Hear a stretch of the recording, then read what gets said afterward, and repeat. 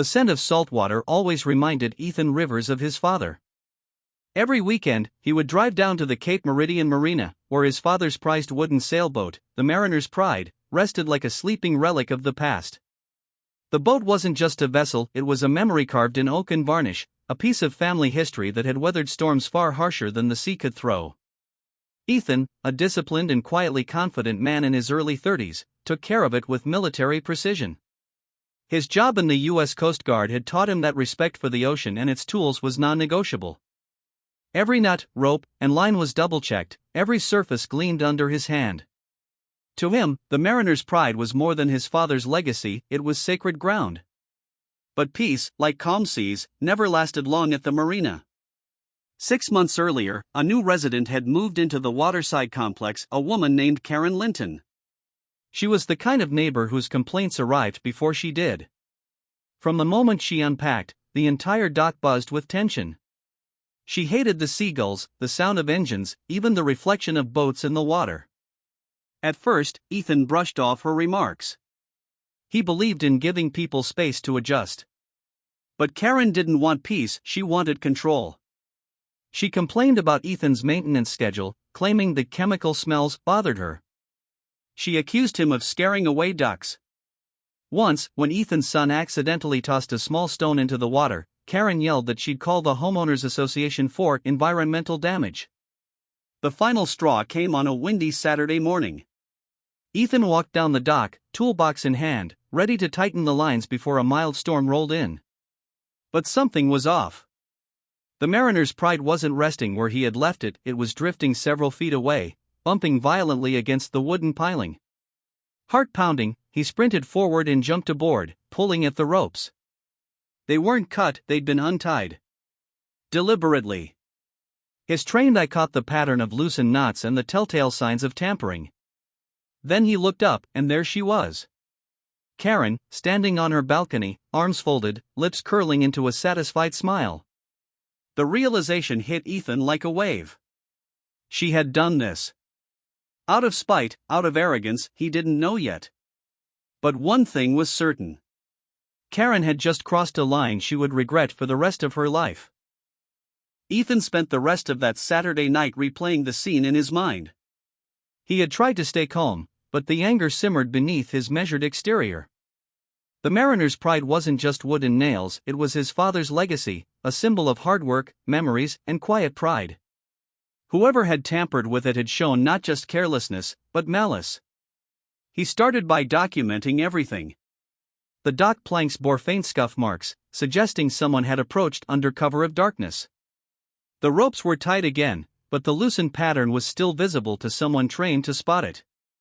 Ethan snapped photos, collected fibers, and examined footprints along the weathered timber. Even small traces of detergent near the cleats caught his attention, something he knew immediately most boat owners would never touch. He didn't have to look far. Only one neighbor used that specific marine soap. Her name? Karen Linton. Ethan's mind raced. He could confront her, yell, or report it to the marina. But he had a different approach, he had been trained for situations like this.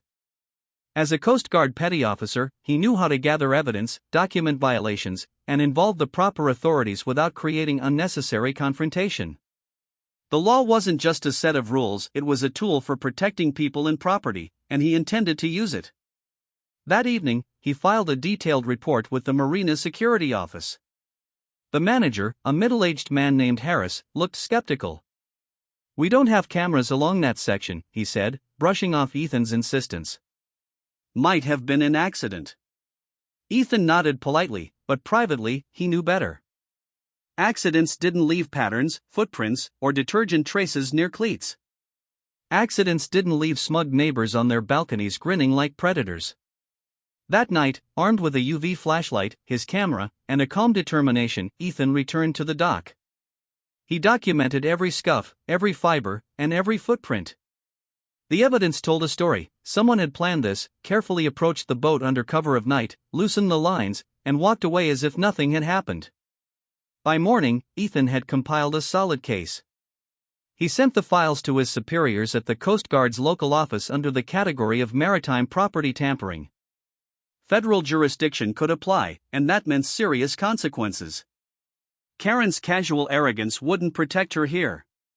Meanwhile, Karen, oblivious to the storm brewing, strutted along the dock, chatting with friends as if nothing had happened. She had no idea the quiet man she dismissed as a polite neighbor had the training, authority, and patience to hold her accountable. Ethan leaned against the rail of the Mariner's Pride, staring at the horizon. Calm on the surface, but beneath it, a tide of resolve was rising. She had made a mistake, one she would soon regret. By the following week, the marina had become a quiet battlefield. Ethan's report had set official wheels in motion, and he was prepared to let the process unfold. But Karen, as usual, had no idea what she was up against. Her smug confidence had convinced her that Ethan was just another polite neighbor who would swallow his frustration. It started with witnesses. An older couple who lived across the dock mentioned they had seen Karen near the boat the previous evening. She was muttering about teaching him a lesson, Mrs. Hayes recalled, shaking her head. Another neighbor, a teenager with a phone constantly recording everything, came forward with footage. In it, Karen could be seen carrying a bucket toward the dock at night, pausing to glance around before approaching the Mariner's Pride. Ethan, calm as ever, passed the evidence to his Coast Guard contacts. They cross-referenced timestamps, trajectories, and even the chemical traces on the dock. Every detail matched his meticulous documentation. In a matter of days, what had seemed like a prank or a minor annoyance transformed into undeniable proof of intentional tampering with maritime property. When investigators approached Karen, she faltered. At first, she tried to feign ignorance. "I was just walking by. I didn't touch the boat," she insisted, her voice trembling. But the evidence was overwhelming. The detergent traces were a match to her cleaning supplies. The footprints aligned with the shoes she regularly wore. The video clearly showed her in proximity to the boat during the time the lines were loosened. Her composure cracked. In a voice tinged with panic, she admitted, though reluctantly, that she had approached the boat that night. "I didn't mean to damage it," she cried. "I just wanted to loosen the ropes a little. He's so uptight with that old boat." The admission shocked the marina staff and neighbors alike. Her actions, which she had considered a harmless retaliation for perceived slights, were now legally serious. Vandalizing a vessel could have resulted in injury or even sinking. Her recklessness had not only destroyed property but had endangered lives. Ethan watched quietly, his expression unreadable. He felt no joy in her panic. Justice, he knew, wasn't about satisfying personal anger. It was about accountability, about ensuring that actions had consequences. Karen's carefully constructed persona of control and superiority was crumbling around her, and for the first time, she realized that the quiet, unassuming man she had dismissed was someone who wouldn't let her slide by. For Ethan, the stage was set. The evidence was in place. And Karen, the self-proclaimed queen of the marina, was about to learn just how serious consequences could be when the law and the Coast Guard got involved. The marina had never been quieter. Ethan arrived that morning with a calm, professional demeanor, but inside, a wave of anticipation coursed through him. Karen had spent the past week floundering, attempting to rewrite her story, pleading with neighbors, and even trying to charm the marina manager. None of it worked. The Coast Guard had collected and cross-verified the evidence, and the findings were indisputable. The day of the official verdict, uniformed officers arrived at the marina. Karen, who had once strutted confidently along the docks, now shuffled nervously, her usual bravado replaced with visible fear. Ethan stood silently by his boat, observing as the investigators went through the facts, footprints, detergent traces, eyewitness accounts, and video footage. Each piece told the same story. Karen Linton had tampered with the Mariner's Pride, intentionally loosening the lines in a reckless act of spite. When confronted, Karen faltered immediately. She tried to minimize her actions, claiming she had only loosened the ropes a little and had not intended any damage. But the Coast Guard officers were trained to spot inconsistencies, and the evidence left no room for doubt. Her admission, paired with tangible proof, made it clear that she had committed a serious offense. The verdict was swift. Karen was found liable for intentional maritime property tampering, a federal offense under boating law. She was ordered to pay full restitution for the damage caused to Ethan's father's boat, fined heavily, and prohibited from operating or owning a vessel in the marina for the next 3 years. The officers explained that her actions could have endangered other boaters, and the restrictions were designed to prevent any future incidents. For Karen, the consequences were crushing. She had gone from a self-assured, belligerent neighbor to someone whose reputation was shattered, forced to pay thousands of dollars and face public scrutiny. Neighbors who had once feared her now whispered behind her back, and the marina's once tense atmosphere began to relax. Ethan, however, felt no triumph in her misfortune. He had approached the situation with patience, relying on the law and his training rather than anger. He understood that justice wasn't personal, it was about accountability and protecting others from harm. Watching Karen leave the marina with her belongings, Ethan felt a quiet sense of relief. The threat had been neutralized, and the waters could finally return to peace. As he walked back to the Mariner's Pride, he ran his hands along the smooth wooden rail. The boat had survived, intact and respected. And so had the family legacy it carried. In Ethan's mind, the lesson was clear: respect, discipline, and measured action always triumph over arrogance and recklessness. Months passed, and Cape Meridian's marina slowly returned to its quiet rhythm. The tension that had hung over the docks dissipated like morning mist, leaving only the sound of waves lapping against the pilings and gulls calling overhead. The Mariner's Pride had been fully restored. Its hull gleamed under a fresh coat of varnish, the polished wood shining in the sunlight as if it had never been harmed. Every line, every rope, every sail had been carefully checked and repaired.